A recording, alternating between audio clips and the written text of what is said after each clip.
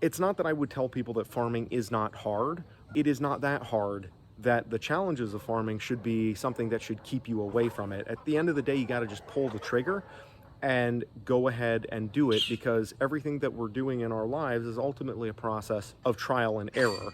And there's no more reason to be afraid to learn farming by doing it than there is to learn driving by doing it, or learn photo editing by doing it, or filmmaking and YouTubing by doing it. It's something that requires participation